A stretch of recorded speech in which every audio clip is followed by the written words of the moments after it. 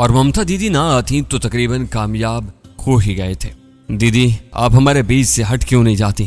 वो शफकत भर लहजम बोली। अच्छा तुम कमरा नंबर बताओ, मैं वहीं आ रही हूँ। इकट्ठे बैठकर खाना खाएंगी और मिलकर कोई लाहे अमल तय करती हैं। अब निराज को मैं अपने हाथों से खाना खिलाऊंगी। ठीक है आ जाए, मैं कमरा नंबर 195 में हूँ। इस वक्त मैं सामान समेट कर कमरे से निकल रहा था। दीदी को ऐसे अंदाज में कहा गोया उसे करण के सामने से हटने की तरकीब दे रहा हूँ। खाओ मेरे सर की कसम कि मेरे सामने से हटने पर गोली नहीं चलाओगे। दीदी ये बहस व तकरार का वक्त नहीं है, इधर आना है तो जल्दी करें। मैंने लिफ्ट में दाखिल होकर फर्शी मंजिल का बटन दबा दिया। मुझे टैक्सी मिल गई है। दोरा की आवाज़ मेरे कानों में पहुंची। यकीनन वो जल्दी में वहां से निकलना चाहती थी, तभी मेरे पास आने की जहमत नहीं कर रही थी। ठीक है, अंग्रेजी के 2 हर्फ ओके मैंने इस अंदाज में बोले कि ममता दीदी को मालूम ही ना हुआ कि मैं किसी और को मुखातिब हूँ।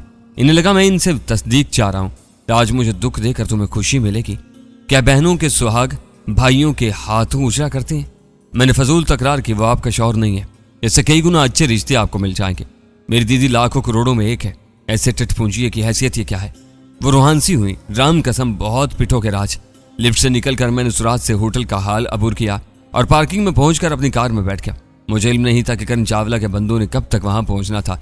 अग्निशन में चाबी घुमाते हुए मैं धीरे से हंसा। दीदी अपना बहुत सा ख्याल रखना और करण को बता दो खामखा वक्त ज़ाया न करे।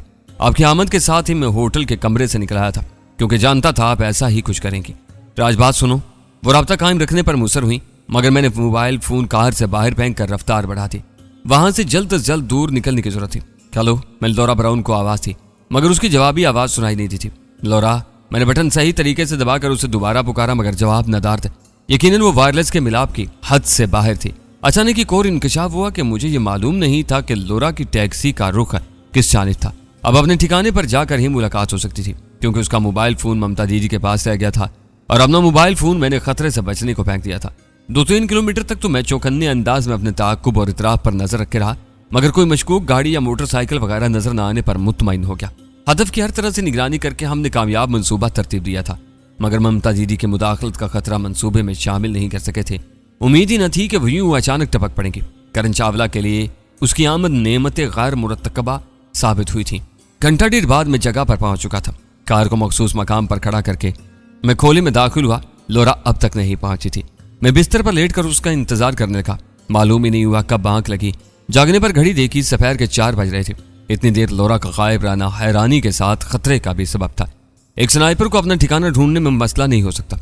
यकीनन वो एजेंसी के हत्थे चढ़ गई थी या किसी मुश्किल में फंस गई थी। अब खोली में पड़े रहना खतरे से खाली नहीं था, क्योंकि उसके पकड़े जाने की सूरत में यहाँ का पता उगलवाना मुश्किल ना होता। यह भी मुमकिन था कि अब तक मैं घेरे में आ चुका होता। तरबियत याफ्ता होने के बावजूद एक बुनियादी गलती ये हुई थी कि हमने मिलाप का मुतबादल जरिया पास नहीं रखा था। ऐसे सूरत हाल हमारे गुमान में भी ना थी।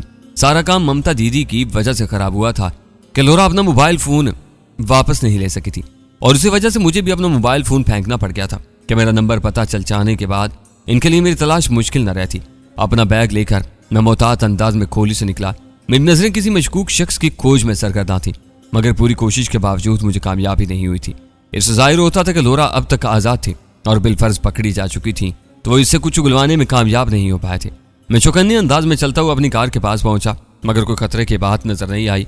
कार में बैठकर मैं पार्किंग से निकला और ऐसी जगह कार पार कर दी जहां खतरे की सूरत में फरार होना आसान था। वहां से खोली पर भी नजर रखी जा सकती थी। मैं ज़हनी तौर पर सख्त उलझा हुआ था। एहतियात का तकाजा था कि फौरन से पहले वहां से दूर निकल जाता, लेकिन लौरा की आमद का लालच मुझे वहीं रुकने पर मजबूर कर रहा था। वो बेहतरीन साथी थी, बिलाशुबा उसकी वजह से मुझे काफ़ी सहूलत मुयस्सर थी। स्नाइपर यूं भी जोड़ियों में काम करने की आदी होती है, लेकिन मेरी किस्मत ऐसी है कि ज़्यादातर मुझे अकेला ही काम करना पड़ जाता है। डीनू के बाद लौरा ब्राउन का मिलना ग़ैबी इम्दाद के मुतरादिफ था। आम लड़ाके से स्नाइपर का साथ कई गुना ज़्यादा मुफीद होता है, क्योंकि स्नाइपर आम लड़ाके की जगह संभालने के साथ स्नाइपिंग की इजाफी खूबी भी रखता है। वहां मैंने चंद घंटे गुजारे। आखिर लौरा की आमद से मायूस होकर जगह छोड़ना पड़ी, लेकिन उससे पहले खोली में जाकर 2 कंबल उठा लाया था कि मेरा इरादा कार ही में रात गुजारने का था। एकदम लौरा के गायब होने में कई एहतमाल मुतवक्का थे। वो किसी हादसे का शिकार भी हो सकती थी। मुमकिन था उसे रास्ता भूल गया हो, क्योंकि पहले वो बिल्कुल मुझ पर तकिया की होती थी। वो एक स्नाइपर के बारे रास्ता भूल जाने का गुमान करना कुछ जचता नहीं था, मगर इम्कान के जुमरे में तो हर एहतमाल आता है। एक ख्याल ये भी आया कि शायद शुक्ला के खिलाफ कार्रवाई का इरादा उसने खत्म कर दिया और मेरा सामना नदामत की वजह से न करना चाहती हूँ। उसको पकड़े जाने का अंदेशा भी करीने कायास था, क्योंकि शुक्ला को मुझसे ज्यादा उसकी जरूरत थी।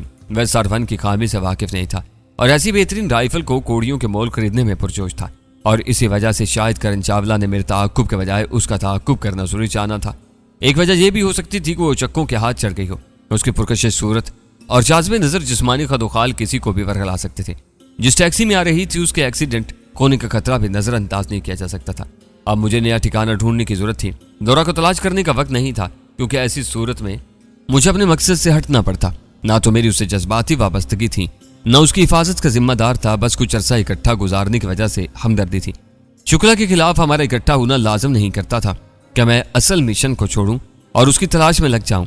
अलबत्ता उसके बारे में मालूमात हासिल हो जाती तो यकीनन उसे आज़ाद कराने की कोशिश की जा सकती थी, लेकिन उसकी खोज को मकसद बनाना मुमकिन नहीं था। कुछ अरसा इकट्ठा गुजारने की वजह से इससे अंदाजा मुझे यही हो रहा था कि अब मुझे अकेले ही काम करना पड़ता। असूली तौर पर तो अब उस कार का इस्तेमाल भी खतरनाक था। अगर लौरा ब्राउन गिरफ्तार हो चुकी तो उगलवाने वाले मुकम्मल मालूमात निचोड़ कर ही उसकी जान बख्शी करते, और सिंफ नाजुक का इनकार पर डटे रहना इतना आसान नहीं था। घटिया किरदार मर्दों का मर्दानगी दिखाने का शौक किसी बेबस हवाजादी को किस नहज तक ले जा सकता है, इस बारे अंदाजा करने को ज्यादा अक्लमंद होना जरूरी नहीं। वो बेचारी एक शुक्ला की जिंदगी से टूट गई थी, पूरे घरों का सामना कैसे करती। मुझे उस पर शिद्दत से तरस आया। अगर सच में पकड़ी गई थी तो बेचारी बदला लेने की ख्वाहिश में अपना सब कुछ गंवा चुकी थी। इससे बहुत ज्यादा हमदर्दी के बावजूद मैं उसकी मदद से कासिर था। कार गैर मारूफ पार्किंग में रोक कर मैंने दरवाजे अंदर से कुफल किया और सीट से टेक लगाकर सोने की कोशिश करने लगा। इरादा यही था कि सुबह कार बेचकर इसी हालत की कोई दूसरी कार खरीद लूंगा, और उसके लिए भोले उस्ताद के पास बिछाया जा सकता था।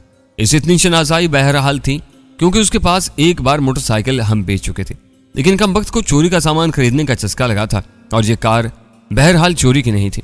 खैर, इस बारे में मैंने ज्यादा सर खपाना मुनासिब नहीं समझा और कंबल में हो गया कि अब मौसम तब्दील हो गया था। नींद आने लगी। मैं शुक्ला को ढूंढने का मंसूबा सोचता रहा। इसे ठिकाने लगाने के बाद ही परमानसारी को ले जाने का मरला आता। रात को वक्फे वक्फे से आंख खुलती रही मगर किसी मुदाखलत का सामना नहीं करना पड़ा।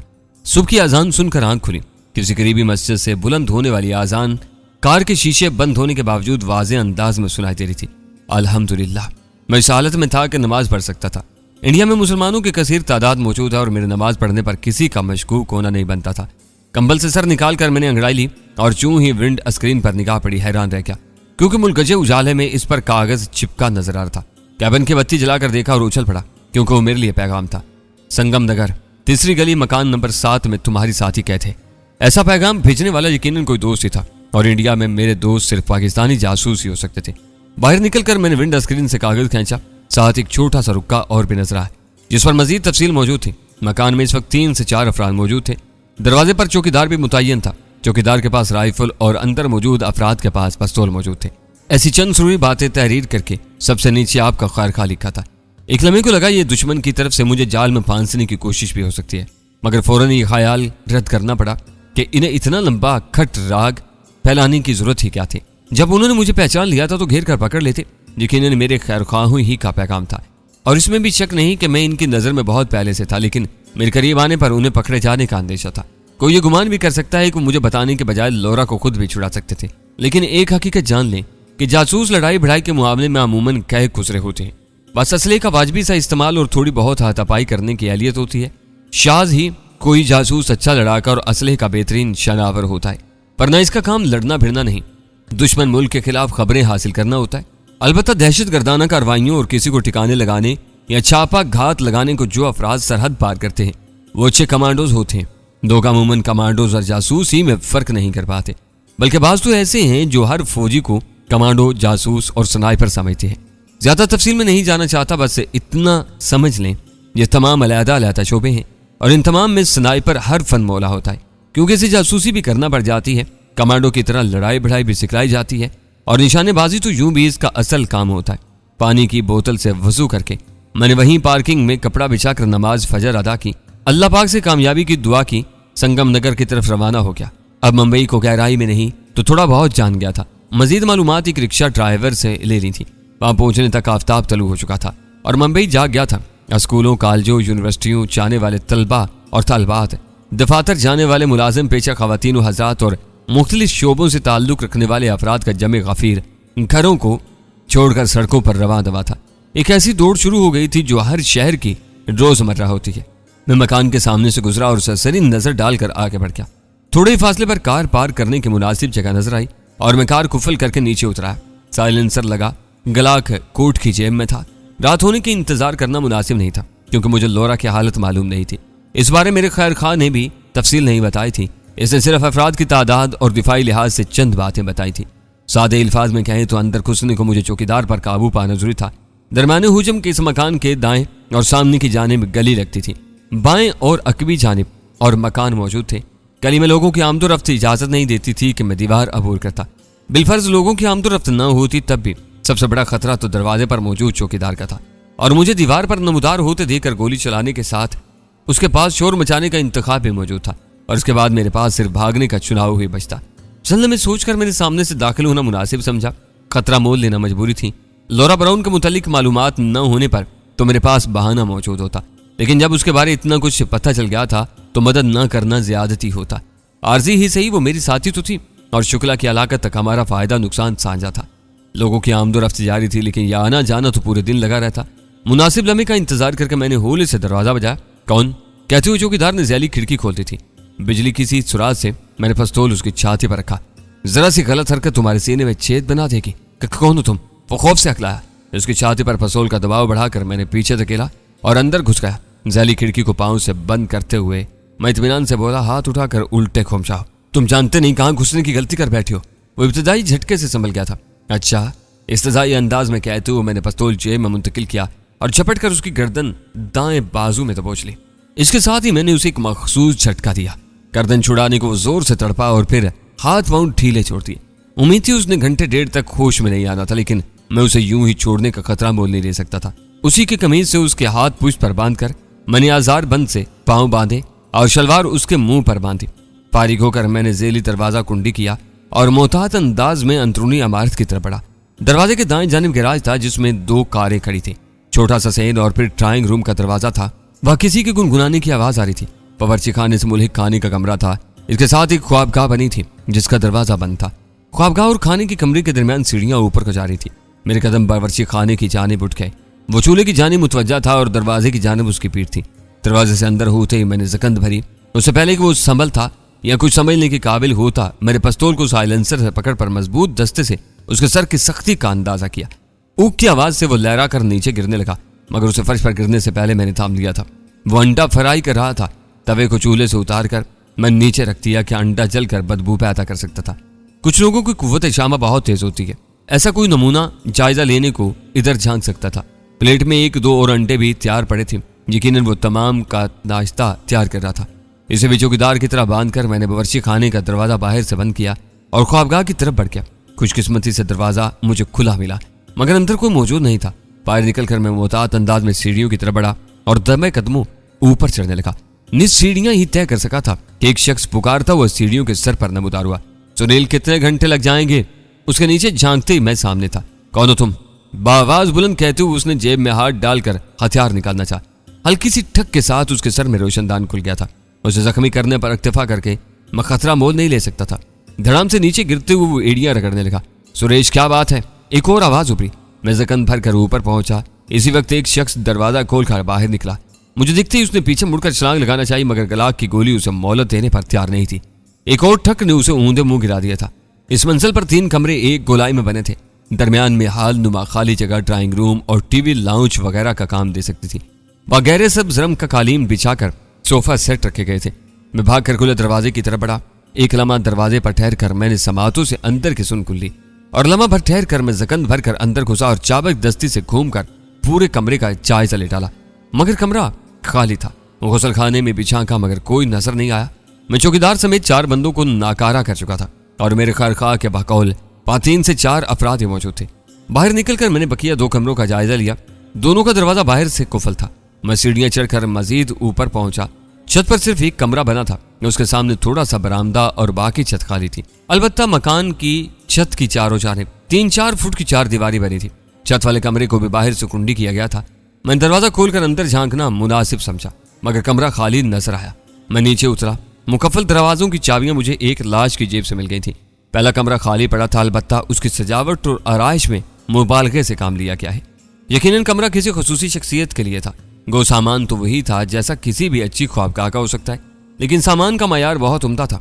जहाजी हुजम का डबल बेड जो खुसूसी तौर पर बनवाया गया था, कीमती सोफे सेट, आला मायार के दरवाजे और खिड़कियों के पर्दे, एसी, फ्रिज, दबेज कालीन जिसमें पांव धंसे हुए महसूस हो। दरवाजे की बगल में लगी सिंगार मेज पर खुशबू, क्रीम, लोशन, बॉडी स्प्रे वगैरह दर्जनों की तादाद में धरे थे। छत की उम्दा सीलिंग करके खूबसूरत नक्शनिकारी की गई थी। सरसरी नजर दौड़ाकर मैं बाहर निकला। अब आखिरी कमरा बाकी था और लौरा ब्राउन को वही होना चाहिए था। अंदर कदम रखते ही मैंने इत्मीनान का गहरा सांस लिया था। कमरा हर किस्म के सामान से आरी था।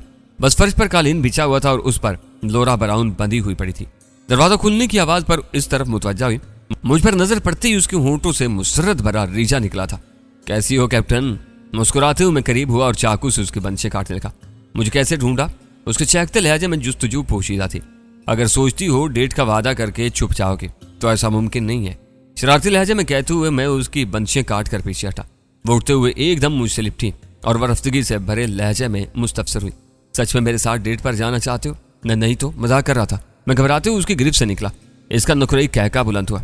जानती थी इन तिलों में तेल नहीं है। मैंने उसे खतरे से आगाह किया। गपशप बाद में होती रहेगी, फिलहाल हम खतरे की हदूद में हैं। बल्कि सच कहो तो मुझे मालूम ही नहीं तुम्हें पकड़ने वाले कौन है, यहाँ तक कैसे पहुंचे। वो एकदम संजीदा हो गई थी। किसी खैर खां ने रहनुमाई की है। कहते हुए मैंने जेब से रुक्का निकाल कर उसकी जाने बढ़ा दिया। कैसे पढ़ूं? उर्दू में लिखे रुक्के को उलट पलट कर देखते हुए उसने हैरानी जाहिर की। माजरत ख्याल नहीं रहा था। नादम अंदाज में कहते हुए मैंने चिट्ठी वापस ले ली। इसने इश्तियाक जाहिर किया, आप खुद पढ़कर सुना दें। कुछ लोग छुप कर मेरी नकलो हरकत पर नजर रखे हुए अपनी हिफाजत के ख्याल से वो सामने नहीं आना चाहते। अलबत्ता पैगाम भेजकर मेरी रहनुमाई कर दी और मेरे ख्याल में इतना काफी है। मगर वो हैं कौन? लोरा की हैरानी बरकरार रही। दरवाजे की तरफ मुड़ते हुए मैंने मुंह बनाया। तुम्हें अंदाजा नहीं है? वो मेरे पीछे कदम बढ़ाते हुए बोली, खोया मुंबई में पाकिस्तानी जासूस मौजूद हैं। मैं इत्मीनान से बोला, मुंबई में इसराइल की मोसाद, अमेरिका की CIA, रूस की KGB वगैरह भी मौजूद होंगे। शायद मेरा सवाल बुरा लगा। वो अफसुर्दगी से बोली। तेजी और एहतियात से सीढ़ियां उतरते हुए मैं हंसा। इम्काना सवाल का और क्या जवाब देता। गलती से काम तो आ जाते हो मगर एहसान इतने जतलाते हो कि आइंदा को तुम्हारी मदद लेने से तौबा करने को दिल चाहता है। उसे जवाब दिए बगैर मैं बावर्ची खाने में घुसा। सुनील नावी शख्स अब तक बेहोश था। उसके सर पर मैंने पानी का जग उल्टाया। हड़बड़ाते हुए उसने आंखें खोलती थी। तभी लौरा ब्राउन की निगाह उसके चेहरे पर पड़ी। तैशपरे अंदाज में करीब हुई और होंठों पर फूल बखेरते हुए उसे ठोकरों पर रख लिया। गालियां बकने में वो यूं भी माहिर थी। मुझे अंदाजा करने में देर न हुई कि सुनील लौरा ब्राउन के साथ नाजेबा हरकत का मुर्तकिब हो चुका था। तभी वो शोला बनी हुई थी। नामालूम सुनील को अंग्रेजी की इतनी गहरी गालियों का इदराक हो भी रहा था या नहीं। अलबत्ता लौरा ब्राउन की ठोकरें गालियों की उम्दा तशरीह को काफी थी। वो बेचारा भी क्या करता जब इतने खूबसूरत और पुरकशिश लड़की काबू में आए तो कमजोर किरदार मर्दों का हाथों पर इख्तियार नहीं रहता। इसकी खातिर मदारत करो, मैं दूसरे को ले आऊं। लौरा ब्राउन की इश्तियाल अंगेजी मेरी नजरों में जायज थी। थोड़ी देर बाद मैं तमाम लोगों को एक कमरे में इकट्ठा कर चुका था। अब शुरू हो जाओ। निश्चित संभालते हुए मैंने पिस्तौल की नाल लहरा कर हुक्म दिया। सुनील हकला कर बोला, क्या तुम अच्छा नहीं कर रहे हो? जानते नहीं हम कौन है? चौकीदार ने धमकी थी। इसने तुम्हें नहीं छेड़ा था? मैंने मुस्कुराते हुए लौरा को दावत दी। छेड़ना मानी नहीं रखता। निश्चित छोड़ते हुए वो चील की तरह झपटी और चौकीदार को ठोकरों पर रख लिया। 2-3 लोगों में चौकीदार की अकड़ फूंक गायब हो चुकी थी। दरसते हुए बोला, माफ कर दो प्लीज, मैंने तुम्हें अगवा नहीं किया, मैं तो मुलाजिम हूँ। लौरा की समझ में उसकी बात नहीं आई थी। मैं फौरन बोला, रुको मादाम, अगर इन्होंने तफसील बताने से इनकार किया तो फिर तुम्हें जहमत दूंगा। फूले हुए सांस लिए वो बैठ गई। मैं संभल कर मुखातिब हुआ, बगैर कुछ छुपाए सब कुछ उगल दो कि तुमने क्यों मेरी साथी को अगवा किया। उसने थोड़ी अड़ी की लेकिन लौरा जल्दी उसे राह रास्त पर ले आई। उसकी बंद जुबान खुली और सारी गुत्थी सुलझ गई। उसने जो तफसील बताई उसका लुबे लुबाब ये था कि उसका ताल्लुक एक मुजरिम टोले से था और दिलचस्प बात यह कि टोले का सरगना पुलिस का हाजिर सर्विस थानेदार था। इस गिरोह के ज्यादातर अफराद जेब तराशी, डकैती, स्मगलिंग, नशा आवर अदवायात, मोटरसाइकिल और गाड़ी चोरी जैसी वारदातों में मुलव्विस थे। गुज़िश्ता कल लौरा ब्राउन जिस टैक्सी में बैठी वो रास्ते में खराब हो गई थी। मजबूरन उसे टैक्सी तब्दील करना पड़ी। बदकिस्मती से उसने टैक्सी में बैठते वक्त मास्क चेहरे से हटाया हुआ था।